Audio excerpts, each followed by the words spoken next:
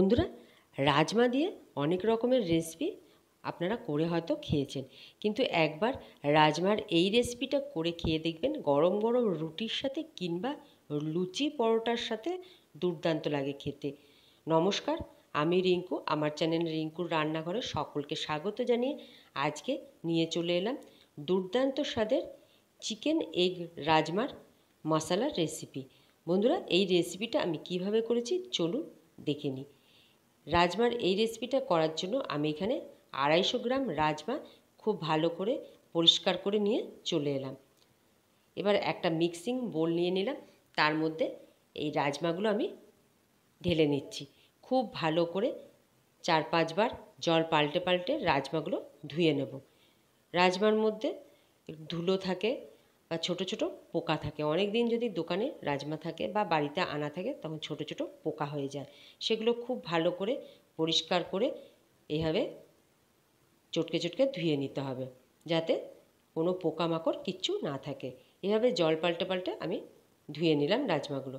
বন্ধুরা, আজকের এই রেসিপিটা যদি আপনাদের ভালো লেগে থাকে তাহলে লাইক করবেন, শেয়ার করবেন, আর আপনারা অবশ্যই কিন্তু এই রেসিপিটা একবার বাড়িতে বানিয়ে খেয়ে দেখবেন। যারা নতুন বন্ধু আছেন তাদের কাছে অনুরোধ রইল, রেসিপি যদি আপনাদের ভালো লাগে লাইক করবেন, শেয়ার করবেন, আর অবশ্যই কিন্তু চ্যানেলটাকে সাবস্ক্রাইব করে পাশে থাকবেন। বন্ধুরা দেখুন, রাজমাগুলো খুব ভালো করে জল পাল্টে পাল্টে ধুয়ে নিয়েছি। এবার রাজমার মধ্যে আবারও আমি জল দিয়ে দিলাম, বেশ কিছুটা পরিমাণে জল দিয়ে ঢাকা দিয়ে 1 ঘন্টা ভিজিয়ে রেখে দেবো। এদিকে আমি একটা ছোট বাটির মধ্যে নিয়ে এসেছি কিছুটা বোনলেস চিকেনগুলো ছোট ছোট টুকরো করে নিয়েছি, খুব ভালো করে ধুয়ে জল ঝরিয়ে নিয়েছি। এবার এর মধ্যে দিয়ে দিচ্ছি ছোট চামচের 1 চামচ ভিনিগার, আর দিয়ে দিচ্ছি ছোট চামচের 1 চামচ গোলমরিচ গুঁড়ো। ভিনিগার আর গোলমরিচ গুঁড়ো দিয়ে চিকেনটা ম্যারিনেট করে এক সাইডে রেখে দেবো। আমি এখানে ভিনিগার ব্যবহার করেছি, আপনারা চাইলে ভিনিগারের বদলে লেবুর রসও ব্যবহার করতে পারেন। 1 ঘন্টা পর ফিরে এলাম। দেখুন রাজমাগুলো 1 ঘন্টায় কতটা ফুলে গেছে। এবার এই ভেজানো রাজমাগুলো আমি সেদ্ধ করে নেব। প্রেশার কুকারের মধ্যে সেদ্ধ করব, এই জন্য প্রেশার কুকার নিয়ে নিয়েছি। এবার রাজমাগুলো যে জলটা ছিল সেই জলগুলো ছেঁকে নিয়ে রাজমাগুলো প্রেশার কুকারে দিয়ে দিলাম। খুব সামান্য পরিমাণে একটু হলুদ আর একটু লবণ দিয়ে আমি এই রাজমাগুলো সেদ্ধ করে নেব। বন্ধুরা, রাতের দিকে রুটি কিংবা পরোটার সাথে যদি মাঝে মধ্যে এইভাবে রাজমা বা তড়কা যে কোনো কিছু যদি করা হয়, খেতেও ভালো লাগে। আর যদি আজকে যেভাবে আমি রাজমাটা করেছি সেভাবে যদি করা হয়, তাহলে কিন্তু বাচ্চা থেকে বড় প্রত্যেকেই কিন্তু চেটেপুটে খেয়ে নেবে। এই রাজমা আমি প্রেশারে 2টো সিটি দিয়ে সেদ্ধ করে নেব। খুব বেশি সিটি দেবো না, খুব বেশি গলে যদি যায় রাজমাগুলো তাহলে কিন্তু খেতে ভালো লাগবে না। দেখুন 2টো সিটি দিয়ে আমি গ্যাসটা বন্ধ করে 20 মিনিটের মতন রেখে দিয়েছিলাম। 20 মিনিট পর এই সেদ্ধ করা রাজমাগুলো জল ঝরিয়ে নিয়ে ঠান্ডা করে চলে এলাম। দেখুন সেদ্ধটা ঠিক এরকম হবে। খুব বেশি সেদ্ধ হলে কিন্তু রাজমা বেশি গলে গেলে খেতে ভালো লাগবে না। এটা এক সাইডে রেখে দিলাম।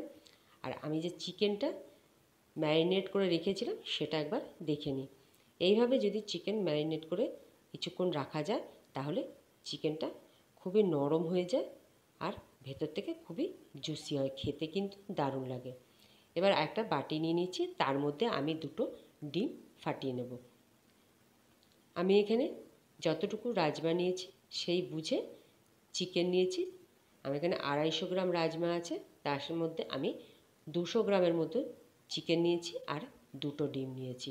আপনারা রাজমা, চিকেন, ডিম আপনাদের পছন্দ মতন কম বেশি করে নেবেন। দেখুন ডিমের মধ্যে সামান্য লবণ দিয়ে একটু ডিমটা ফেটিয়ে নিলাম। এবার চলে যাচ্ছি রান্নায়। আমি আগে থেকে একটু তেল দিয়ে কড়াইটা খুব ভালো করে গরম করে নিয়েছি। তেলটাও খুব ভালো করে গরম হয়ে গেছে। এবার দিয়ে দিচ্ছি ম্যারিনেট করা চিকেনগুলো তেলের মধ্যে। আমি এই চিকেনগুলো ভেজে নেব। প্রথমে আমি সাদা তেলে চিকেনগুলো ভেজে নিচ্ছি। আপনারা চাইলে সর্ষের তেলও ভেজে নিতে পারেন। চিকেনগুলো একটু ভাজা ভাজা যখন হয়ে গেছে এই পর্যায়ে দিয়ে দিচ্ছি খুব সামান্য পরিমাণে একটু হলুদ। হলুদ দিয়ে আবারও একটু নাড়াচাড়া করে চিকেনগুলো ভেজে নিলাম। এবার দিয়ে দিচ্ছি খুব সামান্য পরিমাণে একটু লবণ। লবণটা বুঝে দিতে হবে, যেহেতু আমি ভিনিগার দিয়ে চিকেনটা ভিজিয়ে রেখেছিলাম, সেই বুঝে লবণটা দিতে হবে।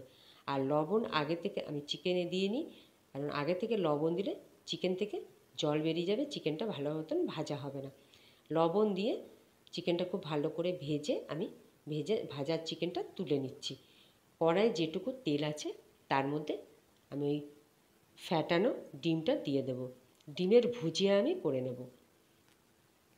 ডিমের মধ্যে আমি শুধু লবণ ব্যবহার করেছি, আপনারা চাইলে ডিমের মধ্যে লবণের সাথে একটু হলুদ আর গোলমরিচ গুঁড়ো দিয়েও ডিমের ভুজিয়াটা করে নিতে পারেন। দেখুন ডিমের ভুজিয়া আমার তৈরি করা হয়ে গেছে। এবার আমি কড়াই থেকে ডিমের ভুজিয়াটা তুলে রেখে দেব। ওই কড়াইয়েই রান্না করব বাকি রান্নাটা। তার জন্য কড়াইয়ের মধ্যে আমি দিয়ে দেব বেশ কিছুটা পরিমাণে সর্ষের তেল। তেল খুব ভালো করে গরম করে নিয়েছি। বন্ধুরা, আমি এখানে সর্ষের তেল দিয়ে আজকে রান্নাটা করছি, আপনারা চাইলে সাদা তেলেও করতে পারেন। এবার দিয়ে দিচ্ছি বেশ কিছুটা পরিমাণে রসুন কুচি। রাজমার এই রেসিপিটাতে রসুন, আদা আর পেঁয়াজের পরিমাণটা একটু বেশি হলে খেতে বেশ ভালো লাগে। আর দিয়ে দিচ্ছি আদা কুচি। দিয়ে দিলাম 1.5 ইঞ্চি মতন আদা ছোটো ছোটো টুকরো করে রেখেছিলাম, সেটা দিয়ে দিলাম। রসুন আর আদার কুচিটা একটু ভাজা ভাজা হয়ে গেলে দিয়ে দিলাম পেঁয়াজ কুচি।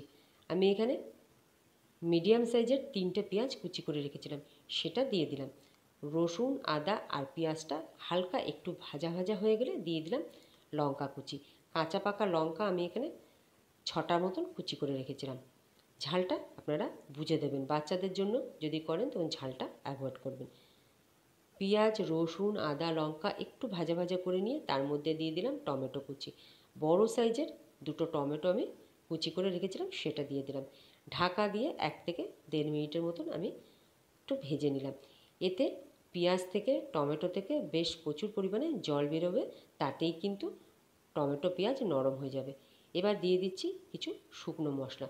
দিয়ে দিলাম ছোটো চামচের 1 চামচ জিরে গুঁড়ো, 1 চামচ ধনে গুঁড়ো, হাফ চামচ হলুদ গুঁড়ো, 1 চামচ দিয়ে দিলাম কাশ্মীরি লঙ্কার গুঁড়ো, আর দিয়ে দিলাম স্বাদ মতন লবণ।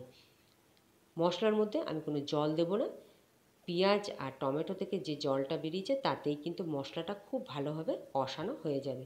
মশলা যত ভালোভাবে কষানো হবে এই রাজমার এই রেসিপিটা কিন্তু খেতে ততটাই ভালো হবে। মশলা আর টমেটো, আদা, রসুন ভালো করে কষিয়ে নিয়ে দিয়ে দিলাম সামান্য একটু কসুরি মেথি, আর দিয়ে দিলাম ভেজে রাখা চিকেনের টুকরোগুলো আর ডিমের ভুজিয়াটা। মশলার সাথে চিকেন আর ডিমের ভুজিয়া খুব ভালো করে আমি ভেজে নিলাম। এবার দিয়ে দেব খুব সামান্য পরিমাণে একটু লেবুর রস। একটা লেবুর 4 ভাগের 1 ভাগ লেবুর রস আমি এখানে ব্যবহার করেছি। এতে এই রেসিপিটা খেতে বেশ চটপটা লাগবে। আর দিয়ে দিচ্ছি একটু ধনেপাতা কুচি। এবার আমি যে সেদ্ধ করে রাজমাটা রেখেছিলাম সেটা দিয়ে দিলাম। সমস্ত কিছু মশলার সাথে এগ চিকেনের সাথে আমি রাজমাটা খুব ভালো করে একটু কষিয়ে নেব। রাজমাটা যদি খুব বেশি সেদ্ধ করে দেওয়া হতো তাহলে কিন্তু এই কষানোর সময় রাজমাটা গলে যেত আর খেতেও কিন্তু ভালো লাগতো না। খুব ভালো করে সেদ্ধ করা রাজমাটা চিকেন আর ডিমের সাথে মশলার সাথে কষিয়ে নিয়েছি। এবার দিয়ে দিলাম বেশ কিছুটা জল। খুন্তি দিয়ে অনবরত নাড়াচাড়া করে নিচ্ছি। আর একটু রাজমা কয়েকটা আমি ভেঙে দিয়েছি। একটু লবণ কম পড়েছিল সেটা দিয়ে দিলাম। আর দিয়ে দিলাম একটু সামান্য পরিমাণে চিনি। চিনিটা কিন্তু অবশ্যই দিতে হবে, তাতে রেসিপিটা নুন মিষ্টির স্বাদটা ব্যালেন্সটা ঠিক থাকবে। ঢাকা দিয়ে আমি 7 থেকে 8 মিনিট রান্না করে নিয়েছি। রাজমা সেদ্ধ করা ছিল, চিকেনও ভাজা ছিল, তার জন্য খুব বেশি সময় লাগবে না। 7 থেকে 8 মিনিটের মধ্যে এই দুর্দান্ত স্বাদের রাজমার রেসিপিটা কিন্তু কমপ্লিট হয়ে যাবে। নামাবার আগে দিয়ে দিচ্ছি ছোটো চামচের 2 চামচ দিয়ে দিলাম এখানে আমি চানা মশলা। আমি এখানে চানা মশলার ব্যবহার করেছি, আপনারা চাইলে তড়কা মশলারও ব্যবহার করতে পারেন। চানা মশলা দিয়ে একটু নাড়াচাড়া করে ইন্ডাকশানের পাওয়ারটা অফ করে দিয়ে দিলাম ধনেপাতা কুচি আর 2টো চেরা কাঁচা লঙ্কা। এবার ঢাকা দিয়ে আমি 2 মিনিট স্ট্যান্ডিং টাইমে রেখে দেবো। 2 মিনিট পর ফিরে আসছি। দেখুন 2 মিনিট পর ফিরে এলাম। অন্য একটা পাত্রের মধ্যে আমি এই চিকেন এগ মশলা রাজমা সার্ভ করে দিচ্ছি। বন্ধুরা, এইভাবে রাজমার এই রেসিপিটা একবার অবশ্যই কিন্তু করে খেয়ে দেখবেন। গরম গরম রুটির সাথে তো ভালো লাগে, কিংবা লুচি পরোটার সাথেও দারুণ লাগে। বন্ধুরা, আজকের এই চিকেন এগ মশলা রাজমার রেসিপি আপনাদের যদি ভালো লেগে থাকে, লাইক করবেন, শেয়ার করবেন, আর অবশ্যই কিন্তু একবার বাড়িতে বানিয়ে এইভাবে রাজমা এই রেসিপিটা খেয়ে দেখবেন। যারা নতুন বন্ধু আছেন তাদের কাছে অনুরোধ রইল, আজকের এই চিকেন এগ রাজমা মশলা রেসিপি ভালো লাগলে লাইক করবেন, শেয়ার করবেন, আর অবশ্যই কিন্তু চ্যানেলটাকে সাবস্ক্রাইব করে পাশে থাকবেন। আজ এখানেই শেষ করছি। নমস্কার।